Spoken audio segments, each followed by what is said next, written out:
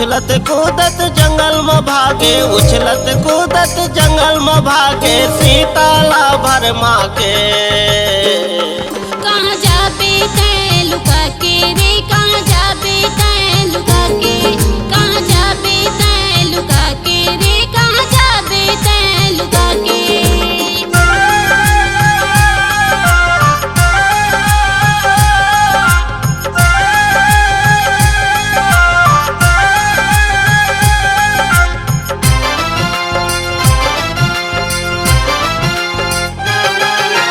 रावण के तय बात माने, मिर्गा के रूप ल धरे, सीता के आगू में उछले कूदे, राम ललाचार करे।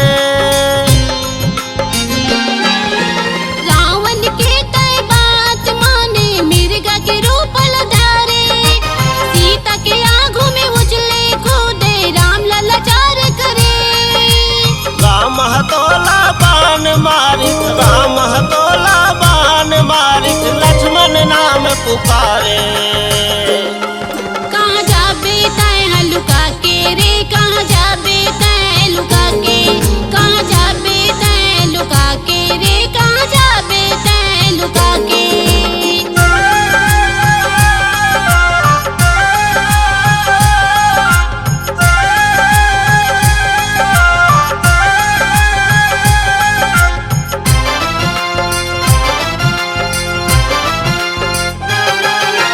सीता हरण में मारिच रावण के साथ निभाई, जगत के माता चोरी हो गए, बन बन ठोकर खाई।